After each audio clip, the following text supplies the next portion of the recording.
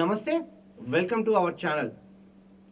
పాత బస్తీలో భారీ కుంభకోణం బయటపడింది. దాదాపు 175 కోట్ల భారీ కుంభకోణాన్ని ఛేదించారు పోలీసులు. ఆ కుంభకోణం ఏంటి, దాని కథ ఏంటో మీకు వివరించే ప్రయత్నం చేస్తాను. భారీ కుంభకోణం 175 కోట్లు కాజేసిన సైబర్ నేరగాళ్లు. హైదరాబాద్లోని పాత బస్తీలో భారీ సైబర్ కుంభకోణం బయటపడింది. షరీఫ్గంజ్ ఎస్బీఐని బుర్ది కొట్టించి ఇద్దరు ఆటో డ్రైవర్లు ఏకంగా 1,075 కోట్లు కాజేశారు. ఈ నిధుల్ని క్రిప్టో కరెన్సీ ద్వారా సైబర్ నేరాలకు పంపించారు.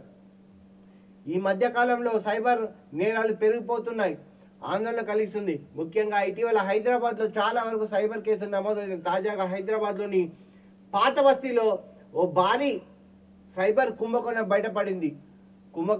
భారీ కుంభకోణం బయటపడింది. బ్యాంకులను బుడ్డి కొట్టించి ఏకంగా 1,75,00,000 కాజేశారు.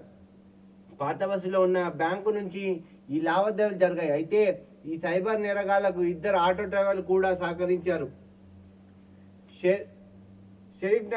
షరీఫ్గంజ్ స్టేట్ బ్యాంక్ ఆఫ్ ఇండియా ఎస్బీఐలో 6 ఖాతాల నుంచి ఈ ఆటో డ్రైవర్లు ఓపెన్ చేశారు.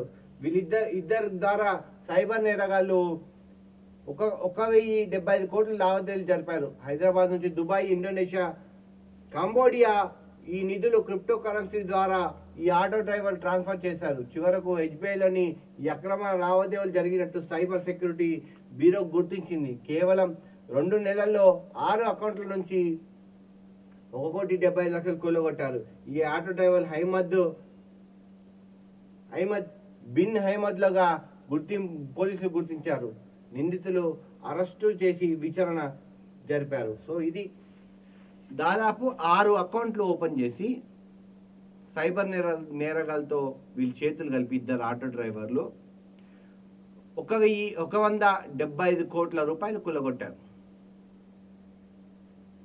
సో ఇప్పటికైనా హైదరాబాద్ ప్రజానికం, యావత్ తెలంగాణ ప్రజానికం సైబర్ నేరాల పట్ల అవగాహన ఉండాలి. తస్మాత్ జాగ్రత్త.